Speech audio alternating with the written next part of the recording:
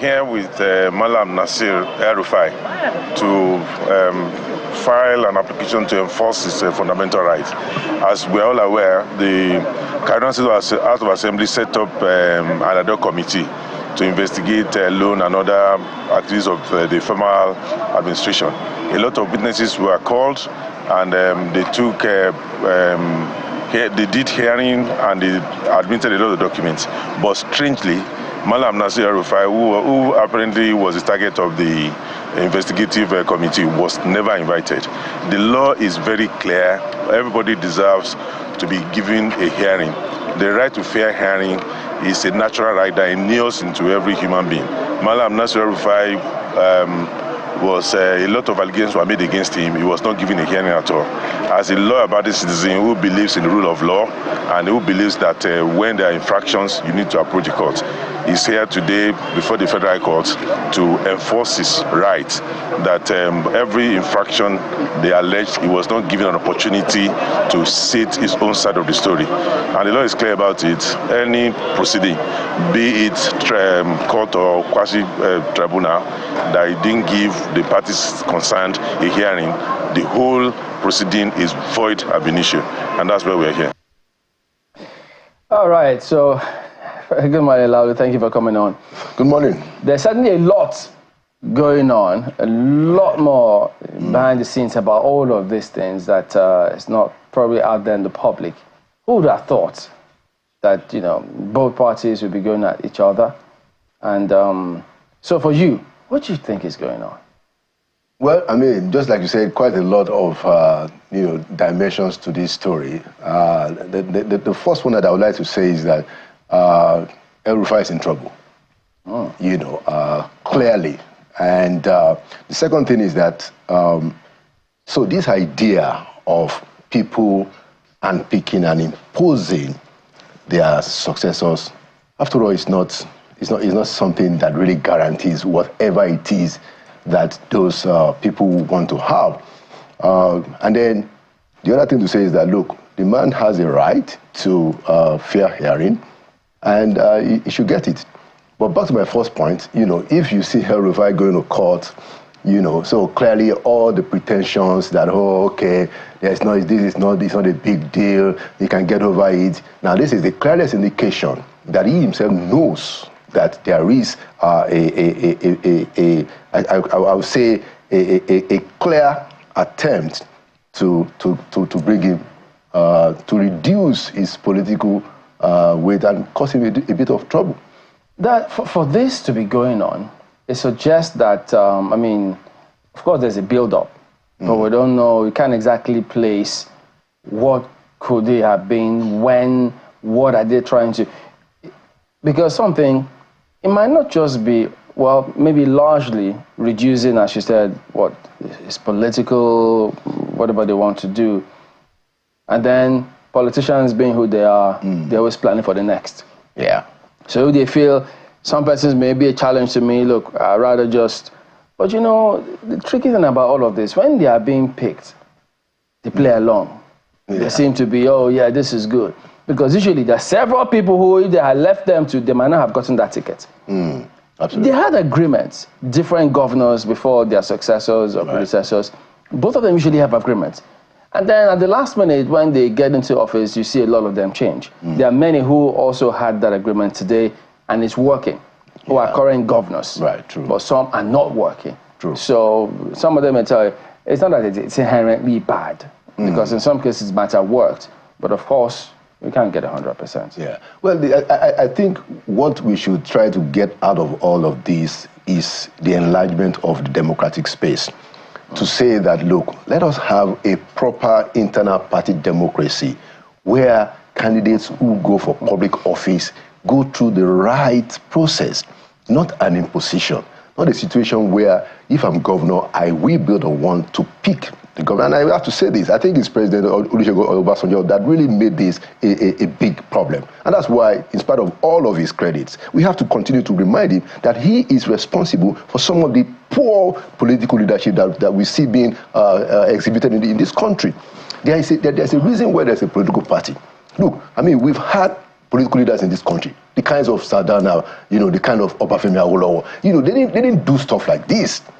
There's a reason, Is it that people have no choice? Because after maybe a governor picks somebody, backs the person emerges as the candidate of the party, the person still has to go for elections.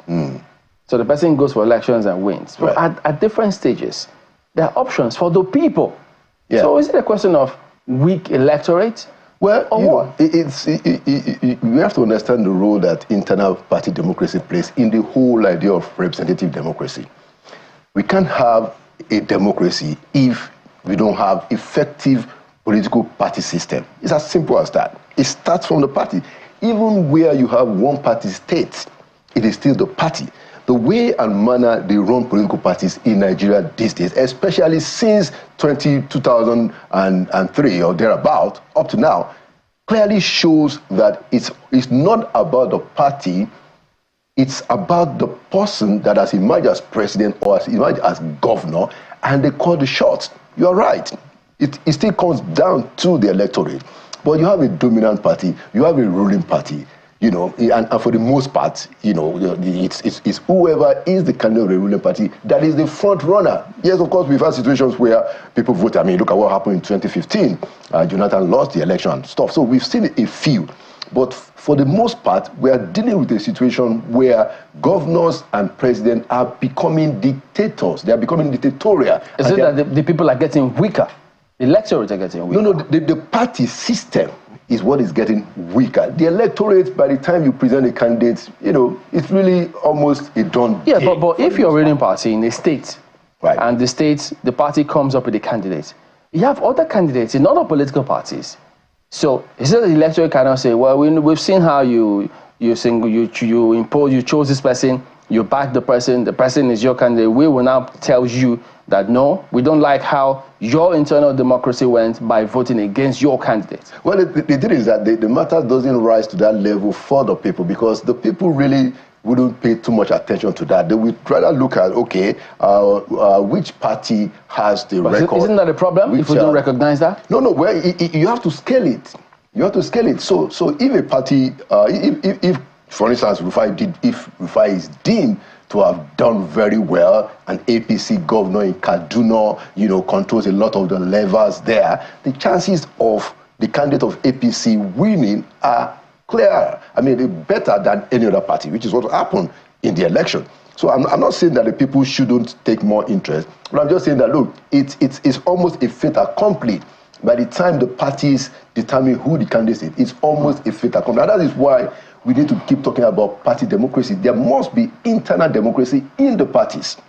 We don't have that now. Well, while I agree with you that the parties need to effect more internal democracy, I'm really trying to see how it relates to this conversation now about former Governor El-Rufai going to court. What is the connection? Well, no, I mean, we raised the question that is in trouble, and I said, look, part of what we are seeing here is the fact that, look, the fact that you picked your successor is not a guarantee that you won't have problem, which is one of the reasons why many of them do this. They say, okay, look, I'm leaving, let me determine who is going to come and take my stead so that, I can have a restful retirement. Guess what? It's not happening for Wike, it's not happening for Rufai. Who knows who's next? Well, it is interesting that is this. Really, Kaduna is such a surprise because the current governor and the former governor really seem to be best buddies, and it wasn't like they were best buddies in terms of master-servant kind of relationship. It seemed like they were colleagues more or less. It's just that one was a governor, the other was a senator, and one was even the current governor. Was even mentoring the children of the former governor. So it's a total surprise in terms of what has really happened, and it's unclear to the generality of the public, what precisely could have gone wrong. But in terms of internal democracy, which you have spoken of, in a country where money is still a major decider. So let's take a look at what is happening, or what happened with the PDP presidential primaries, where there was really no authority figure to say this is the person who were going to impose on the party, and all of them had to go to the polls by themselves, woo the delegates, etc. We saw how money was such a major factor. In those kinds of circumstances, would you say that it would have been better, assuming there was an authority figure who would say, look, like Obasanjo would always say he tried to do, what he tried to do was spare the party the problems of going through people who had the most money at that point in time in 2007 when he was looking for a successor? It was just a red herring. I mean, and we all knew afterward that wasn't what the story was all about. You said afterwards, but at that point in time, do you think that if the primaries had, I'm not making any excuses for him, but this is our reality. This is where we currently are. That when we're doing primaries in any single situation, it would seem that those who have the deepest pockets are the ones who carry the day. In a place where we're looking for a true democracy, it cannot be that we're looking to bribe delegates. It's because the party have permitted that kind of system to prevail.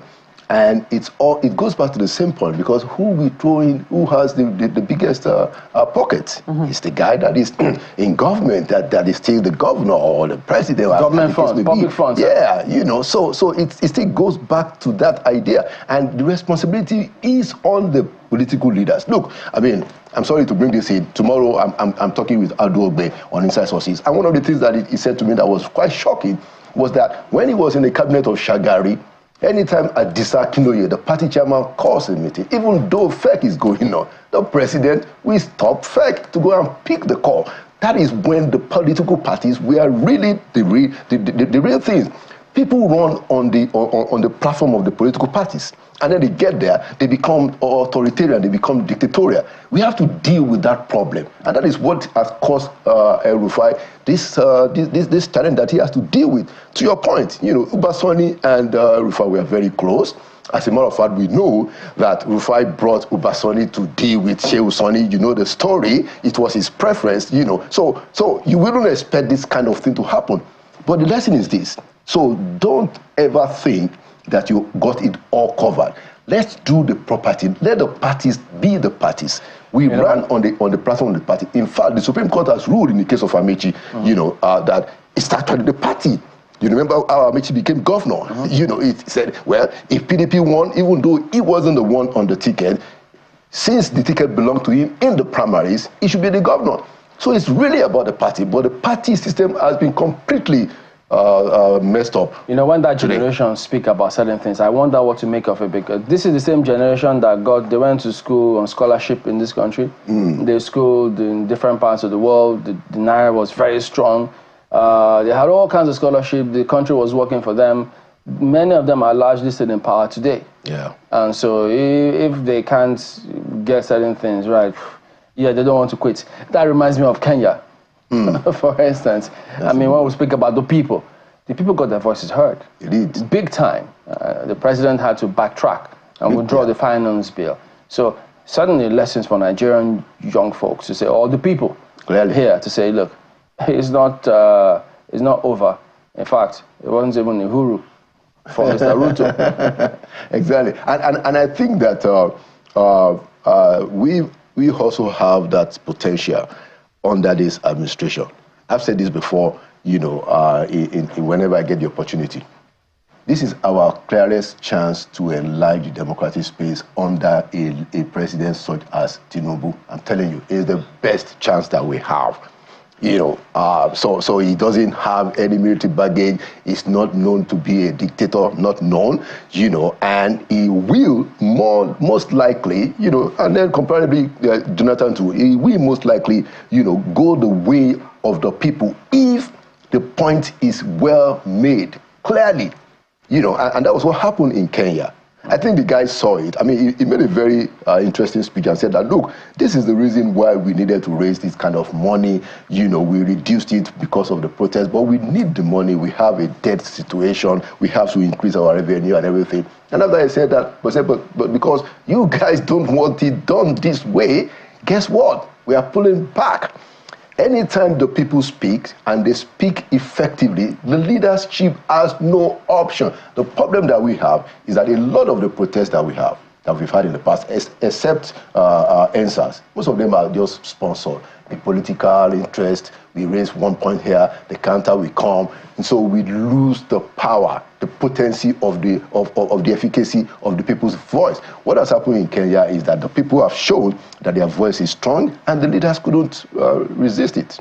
You know, while it is, I mean, everybody who knows that anything has got a pro also has a con. True. And that sometimes democracy can be like a double-edged sword. True. I do not know how it is how it is that we're thinking of the downsides, because there are people who have asked the question: are the people always right? Well, yeah. I mean, the people are not always right, and democracy is not to make the people always right, but democracy is about what the people want. Look at what happened in Brexit.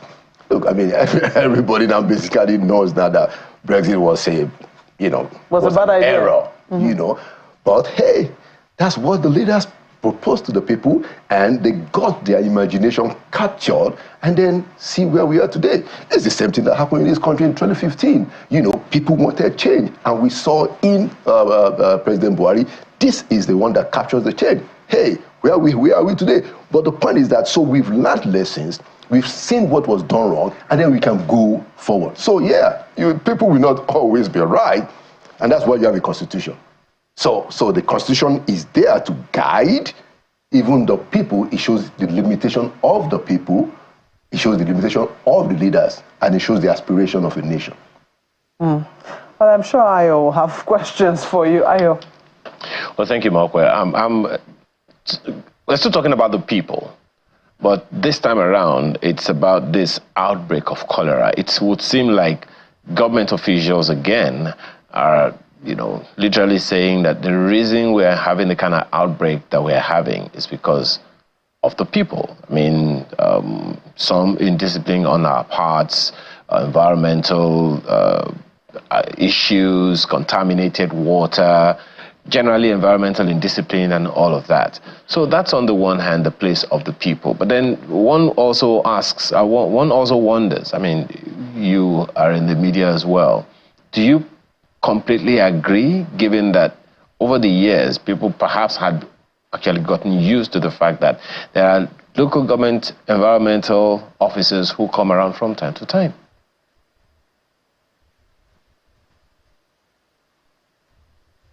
I didn't get the question. Okay, well, I mean, so you are right if we say that the people have to be, they have to pay more attention to their sanitation and hygiene. That is perfectly right. But I think, this cholera, and some public health experts have even described it as is the disease of poverty. Okay, so it reminds us of the need in our country specifically to deal with the problem of poverty. Now, I don't think that in many instances people who have a choice will take some of those, we rather want to live in some of those conditions. I think there was a video that was even, that went viral last week of a student of, undergraduate student of the University of Lagos, and they showed the kind of, waterlogged apartment where she had to stay. She doesn't have a choice and stuff like that. There are conditions, that produces the diseases, poverty-based conditions. And that is why, as a people and our government, the problem of poverty has to be a major priority. Or we can say that differently. Human capital development has to be our priority. Yes, it's important to do infrastructure. It's important to fix the roads and build the bridges so that we can find our way. But the most important assignment that we have when we are in government, for those who make the calls, is that we need to deal with the human condition. It's often said in my language that once you remove poverty out of misery, misery is gone. So this cholera thing is another reminder that indeed we have to confront the problem of poverty more decisively in our country. Leading to another question, Mr. Akande. So we had a conversation earlier in the week with the DG of LASEPA in Lagos. And one of the things that he made us realize is well, he governs an environmental protection agency in Lagos, but he also emphasized something, that this cholera thing that you've talked about, of course, poverty is quite a significant one, but he also mentioned the fact that it is more of an environmental challenge than a health challenge. You've spoken to the living conditions of people and all of that, but then there is also the place for local government administrations. The environmental officers that I talked about usually come from the local government level. So one wonders, you know, because another issue that has come up around that is the fact that we seem to have transited from preventive medicine to curative medicine, and preventing medicine is all about the environment. So if we have let down our guards over the years, how do we pick up these guards? Because one other thing that the DG of the NCDC mentioned is that this is an annual wave, and it is something that we know is going to happen. Is it too difficult for us to get ahead of it? It is not, you know, and thank you, for the opportunity to come back to that issue of the local government. So it's one of the reasons why we complain, all of us, you know, even inside and outside, that the local governments are no longer in place. Because when we used to have the environmental stuff, even though it was under the military that they started it, but it was the local government officials that supervised it, that facilitated it. So we need to bring the conversation around, you know, what I hope will be the revamping of the local government administration, you know, so that we understand that some of these things are best dealt with initially to make it preventive from the local government level. These are the kinds of things that we need an active, effective local government administration in this country for, to deal with people at the very at the grassroots. Okay, so if you have a situation in many parts of the country where local government don't exist, the state government is a little bit too distant to address some of these issues. And I'm not saying that there aren't situations where they try to. I think in Lagos they even the state government does a better job in terms of environmental issues, but the population is quite large, you know, and quite diverse, that it will require a closer governmental tier to sort this matter and sort it out effectively. So to your question, we can deal with it. We can increase awareness of our people, but having an effective local government administration is going to be a big lifter, you know, out of what seems to be this morass. That sounds, Mr. Akande, you may also want to consider how we pay them. One of the considerations out there is, look, I think it was earlier in the week on the morning brief, Dr. Alera Roberts spoke about this issue that you mentioned. And she just said, look, how much are you paying these local government officials to do the kind of work that you're expecting them to do? Leading them to the issue of the minimum wage. You know what the federal government has decided now.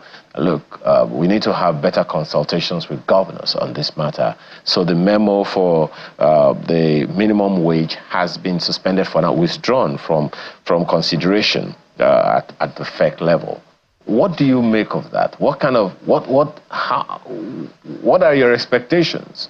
What kind of aspiration do you have? We understand that that meeting between the president and the governors is going to happen real soon. The sense I get, Ayo, is that the federal government is ready, able, and willing to pay a certain figure. You remember, I think about 2 or 3 weeks ago, when the president summoned the coordinating minister of the economy, and you know, over this matter to crunch the figures for him. It was leaked, the information was leaked to the press that, the federal government could do 105,000. So my gut feeling is that the federal government is ready to do that. But they have to convince, especially state governors, and I guess the organized private sector. And I think the president possibly wanted to take a situation where he can, get involved personally to try and sort this matter. And that seems to be what the problem is. And I think it's not too much to wait another week or so, to let the president sort that out. And I think also we should encourage the governors. Look, there's no reason why governors should not be able to pay something, and I don't think that, we should impose it on the governors because it's a federal system. But because the governors themselves joined to be part of this collective bargaining, they themselves have put a question mark on that federal system. So if governors agree to come and negotiate with the workers at the federal level, then, they have made themselves to be open to whatever it is that is agreed. But I guess even in states where they can't pay whatever is the national minimum wage, they should try to come as close as possible to the minimum wage. The last point is that, look, let's remind the president that he said that he will give a living wage. We think he's going to do it, but let's encourage him, please, don't give up. Give Nigerian workers a living wage.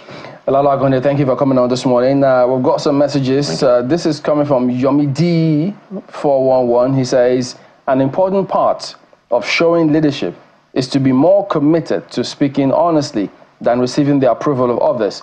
I appreciate El-Rufai's response to Kaduna allegations. Loyalty apart, leaders have to be ready to be tried, then trusted again and again. And this one is from Additional. Oluwafemi says, NAFDAC is also a part of the problems on the bottleneck of getting certification. That's addressed to the Digis Media now. It says to get NAFDAC certification is not easy, but I would suggest that that's NAFDAC, should publish the process on their website of how small businesses can get certification for their products. So there you go. Thank you all for your messages. We'll see you next time. I'm Chamberlain Usov. Goodbye.